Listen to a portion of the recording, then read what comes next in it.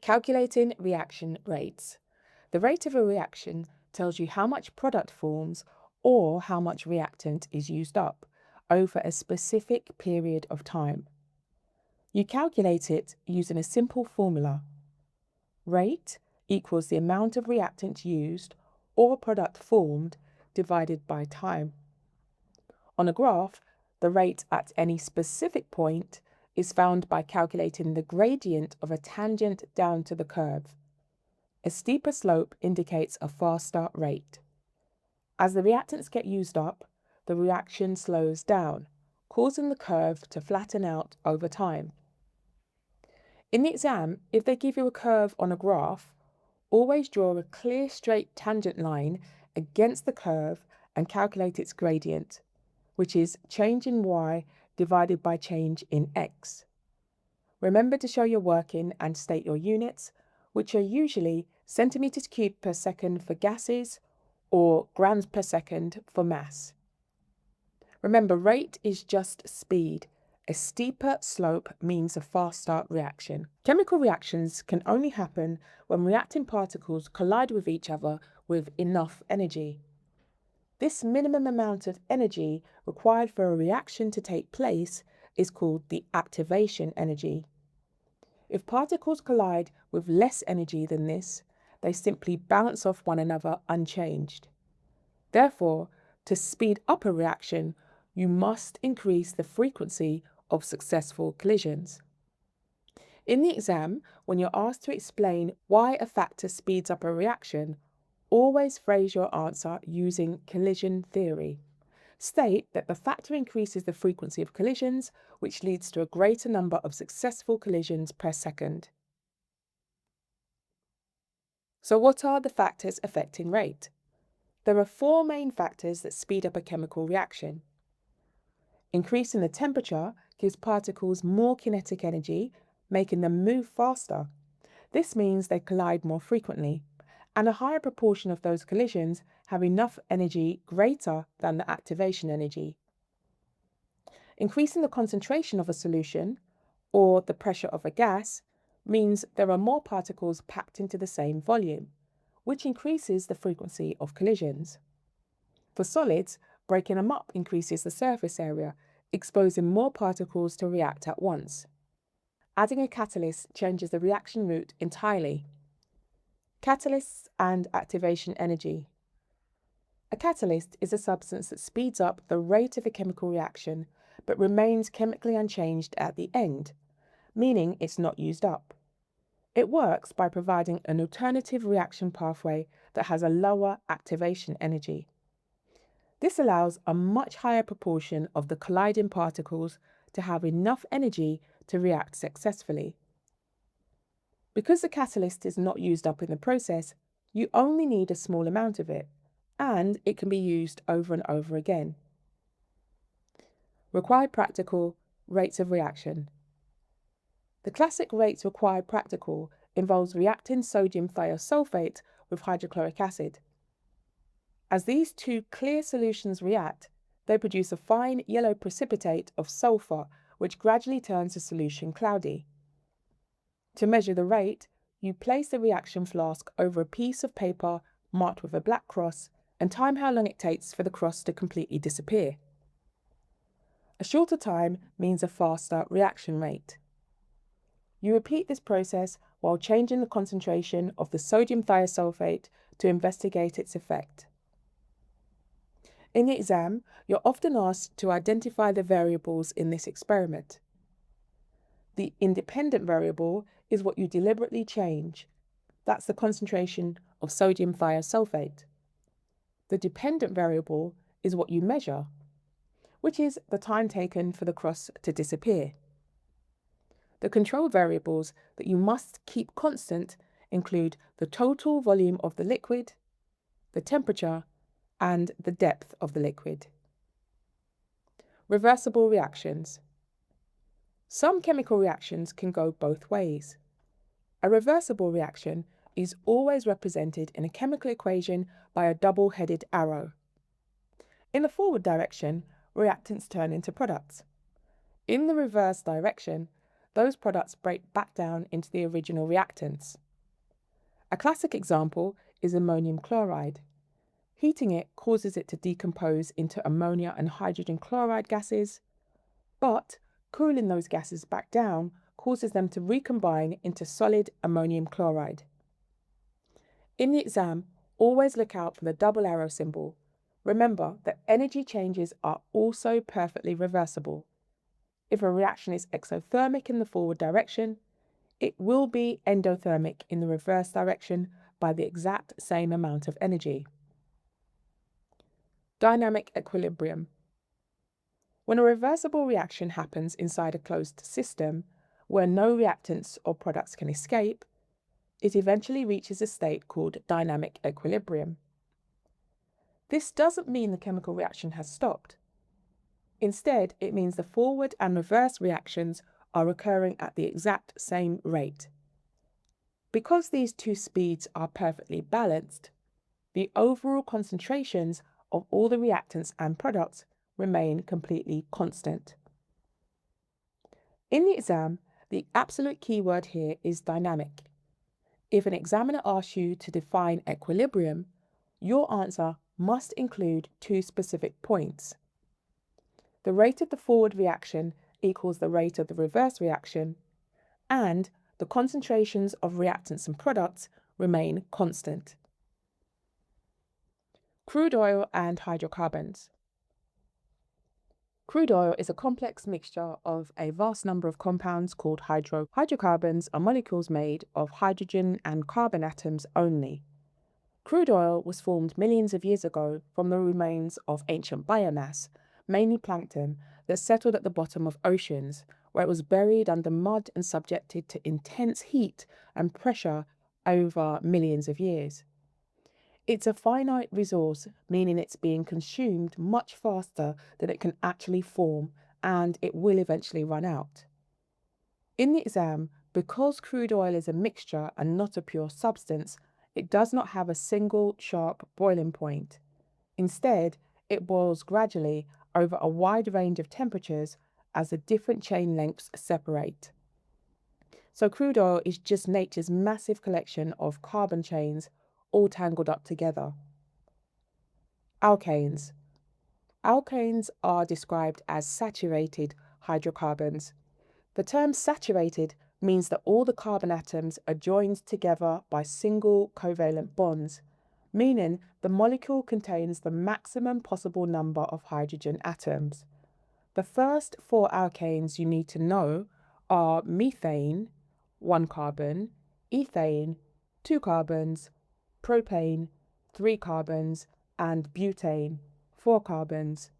They follow the general mathematical formula CnH2n plus 2. As the carbon chain gets longer, the boiling point increases. The liquid becomes thicker and more viscous. It becomes less flammable and it turns darker in colour. In the exam, you must memorize the names and formulae of the first four alkanes: methane, CH4, ethane, C2H6, propane, C3H8, and butane, C4H10. Be prepared to draw their displayed formulae showing every single atom and bond line clearly. Remember the acronym MEPB?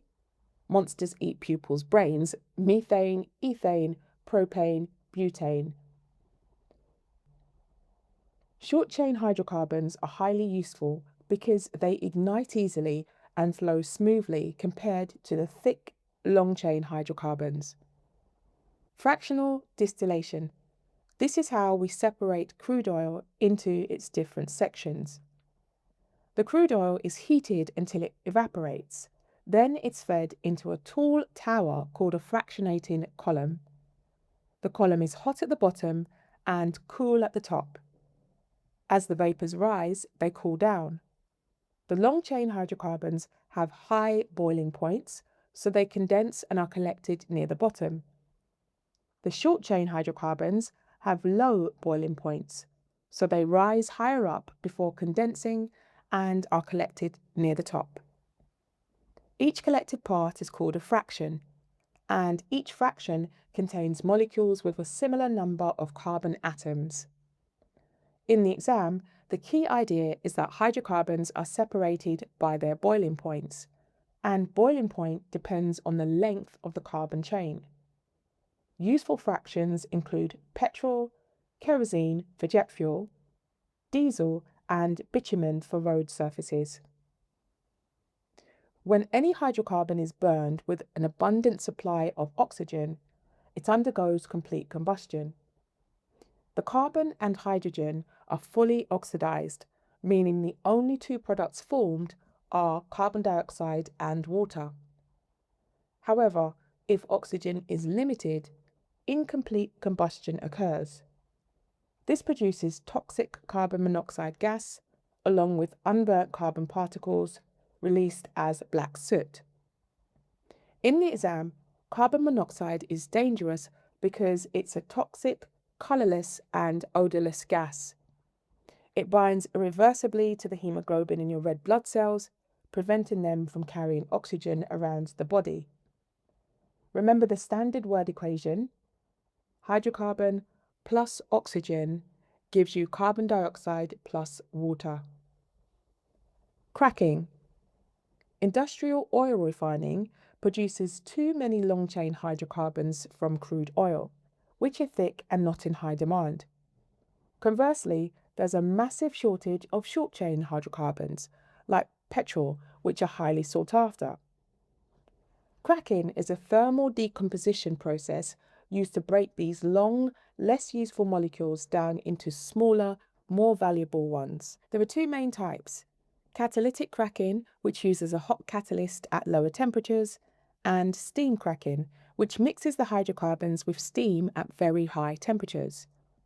Cracking always yields a shorter alkane and at least one alkene, which is a type of unsaturated hydrocarbon used to manufacture plastics and polymers. In the exam, always specify that cracking requires high heat and either a catalyst or high pressure. Importantly, always mention that the process creates alkenes, which are far more reactive than alkanes and turn bromine water from orange to colourless. So cracking simply cracks the long, useless carbon chains in half, much like snapping a long stick into smaller, more useful pieces. Pure substances and formulations. In chemistry, a pure substance consists of only a single element or a single compound that's not mixed with any other substance. Pure substances can be easily identified because they melt and boil at precise specific temperatures. In contrast, a mixture does not have a sharp melting point. It will melt or boil gradually over a wide range of temperatures. A formulation is a very specific type of mixture that's been carefully designed as a useful product. In a formulation, every single ingredient is measured out precisely to ensure the product has the exact properties required. Examples include paints, medicines, alloys, and fertilizers. In the exam, a pure substance melts and boils at one fixed temperature. A mixture melts and boils over a range. This is the simplest way to tell them apart from a data table. So a formulation is a recipe. Every ingredient is measured out on purpose to get the exact result that you want. Chromatography. Paper chromatography is a method used to separate a mixture of soluble coloured substances, such as the different dyes in an ink. You draw a starting line in pencil near the bottom of the paper, place a spot of the mixture on it, and dip the bottom of the paper into a solvent. The solvent travels up the paper, carrying the different substances with it. Substances that are more attracted to the solvent travel further up, while substances more attracted to the paper travel less far. So the mixture separates out into individual spots. In the exam, always draw the starting line in pencil, never pen. Pencil is insoluble, so it will not run up the paper and ruin the result. A pure substance produces only one single spot, whereas a mixture separates into 2 or more spots. RF values and required practical. Chromatography. Each substance can be identified by its RF value. The RF value is calculated using the formula RF equals the distance moved by the substance divided by the distance moved by the solvent. Because it's one distance divided by another, an RF value is always a number between 0 and 1, and it has no units. In the required practical, you separate the colours in food dyes or inks, measure both distances carefully with a ruler from the pencil line, and calculate the RF value for each spot. In the exam, always measure to the centre of each spot, and always measure both distances from the same pencil starting line. The same substance will always give the same RF value in the same solvent, which is how you identify it. Testing for gases. There are 4 common gas tests that you must know. To test for hydrogen, you hold a lit splint at the mouth of a test tube. Hydrogen burns with a squeaky pop. To test for oxygen, you place a glowing splint into the tube, and oxygen relights the glowing splint. To test for carbon dioxide, you bubble the gas through lime water. Carbon dioxide turns the lime water cloudy or milky. To test for chlorine, you hold damp blue litmus paper in the gas. Chlorine bleaches the litmus paper white. It might turn red first because chlorine is acidic. In the exam, learn these word for word, including the result. Squeaky pop for hydrogen, relights a glowing splint for oxygen, turns lime water cloudy for carbon dioxide, and bleaches damp litmus paper for chlorine. The early atmosphere. The Earth is around 4.6 billion years old, and for the first billion years it was extremely volcanically active. These volcanoes released huge amounts of gas, so scientists believe the early atmosphere was mostly carbon dioxide, with very little or no oxygen, rather like the atmospheres of Mars and Venus today. The volcanoes also released water vapour and small amounts of other gases like nitrogen, methane, and ammonia. As the Earth cooled, the water vapour condensed to form the oceans. In the exam, be careful with the wording. We can't be completely certain about the early atmosphere because it was so long ago and there's limited evidence. So scientists use theories and models. The 2 big points are mostly carbon dioxide and little to no oxygen. How the atmosphere changed. 2 main changes turned that early atmosphere into the one that we breathe today. First, oxygen increased. About 2.7 billion years ago, algae and then plants evolved and began photosynthesis, taking in carbon dioxide and releasing oxygen. Over billions of years, this slowly built up enough oxygen for animals to evolve. Second, carbon dioxide decreased. A lot of it dissolved into the newly formed oceans, where it formed carbonate sediments and rocks. Carbon was also locked away inside the bodies of plants and animals, which over millions of years became fossil fuels such as coal, oil, and gas. In the exam, link oxygen rising directly to photosynthesis by algae and plants. Link carbon dioxide falling to it dissolving in oceans, forming sedimentary rocks and being trapped in fossil fuels. Greenhouse gases and climate change. Some gases in the atmosphere are called greenhouse gases because they trap heat and keep the planet warm enough for life. The main ones are carbon dioxide, methane, and water vapour. They work by letting short wavelength energy from the sun pass through to warm the Earth. They also absorb the longer wavelength heat radiation that the Earth gives off and re-radiate some of it back down. Human activities are increasing the amounts of carbon dioxide. from burning fossil fuels and deforestation, and methane from farming livestock and landfill sites. This extra greenhouse gas is causing global climate change.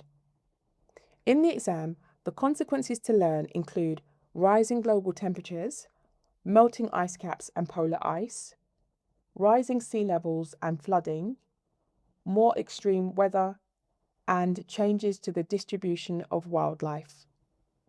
Always link human activity to the increase in greenhouse gases. Think of it like the greenhouse gases are a duvet around the Earth, and a thicker duvet traps more heat. Carbon footprint. The carbon footprint is the total amount of greenhouse gases, so carbon dioxide and methane, given off over the full life cycle of a product, service, or event. To slow down climate change, we need to reduce these footprints. We can do this by using renewable energy sources instead of fossil fuels, by being more energy efficient, by capturing and storing carbon dioxide before it reaches the atmosphere, and through government actions like taxes or carbon caps on businesses. In the exam, you might be asked why it's difficult to reduce carbon footprints. Good reasons include the high cost, a lack of public willingness to change habits, incomplete scientific information, and the difficulty of making international agreements between countries. Atmospheric pollutants. Burning fuels releases several harmful pollutants into the air. Incomplete combustion produces carbon monoxide, which is a toxic, colourless, odourless gas, and soot, which we also call carbon particulates, which causes breathing problems and global dimming. Most fuels contain small amounts of sulphur, which burns to form sulphur dioxide. At the high temperatures inside engines, nitrogen and oxygen from the air react to form oxides of nitrogen. Both sulphur dioxide and oxides of nitrogen dissolve in clouds to cause acid rain, and both also cause respiratory problems in humans. In the exam, match each pollutant to its problem. Carbon monoxide is toxic, particulates cause global dimming and breathing problems, sulphur dioxide and oxides of nitrogen cause acid rain and respiratory issues. Using the Earth's resources. The Earth provides us with everything we need for warmth, shelter, food, and transport. These resources are split into two types. Finite resources, like fossil fuels and metal ores, are being used up far faster than they can be replaced, so they will eventually run out. Renewable resources, like timber and fresh water, can be replaced as quickly as we use them. Sustainable development means meeting the needs of people today without damaging the ability of future generations to meet their own needs. In the exam, chemistry helps sustainability in many ways, improving farming and agriculture and developing new materials, as well as finding ways to reuse and recycle limited resources. Know the difference between finite and renewable clearly. Potable water. Potable water means water that's safe to drink. Importantly, potable water is not the same as pure water because it still contains low levels of dissolved salts and some microbes. In the UK, we make potable water from fresh water by choosing a suitable source such as a reservoir, river, or aquifer, then passing it through filter beds to remove solids, and finally, sterilising it to kill microbes. Sterilising can be done with chlorine, ozone, or ultraviolet light. In very dry countries with little fresh water, seawater must be desalinated by distillation or reverse osmosis, but this uses large amounts of energy. In the exam, remember the two clear steps for fresh water: filtration to remove solids, then sterilisation to kill microbes. Desalination is only used when there's not enough fresh water because it's expensive and energy hungry. Required practical analysis and purification of water. In this required practical, you analyse water samples and then purify one by distillation. First, you test the pH of each sample using a pH meter or universal indicator. Then you find out how much dissolved solid is present by evaporating a measured volume of the water and weighing what's left behind. Finally, you purify the water using distillation. You boil the water so it evaporates. Then you cool the steam so it condenses back into a separate clean container, leaving the dissolved solids behind. In the exam, remember that distillation works because the dissolved solids have very high boiling points, so they stay behind in the flask while the pure water evaporates and is collected. The distilled water should have a neutral pH of 7 and leave no solid when evaporated. Wastewater treatment. Large amounts of wastewater are produced by homes, sewage, agriculture, and industry, and this must be treated before it safely returns to the environment. The treatment happens in stages. First, screening removes large solids and grit. Next, sedimentation lets the waste settle in a large tank, separating into a liquid called effluent on top and a solid sludge at the bottom. The sludge is then broken down by anaerobic digestion, so that's without oxygen, which also produces useful biogas. The effluent is treated by aerobic biological treatment, where bacteria use oxygen to break down the remaining organic matter and harmful microbes. In the exam, learn the order: screening, then sedimentation, then anaerobic digestion of the sludge, and aerobic treatment of the effluent. Note that treating sewage needs less energy than desalinating seawater, which is a common comparison question. Life cycle assessments. A life cycle assessment, or LCA, is carried out to work out the total environmental impact of a product across its entire life.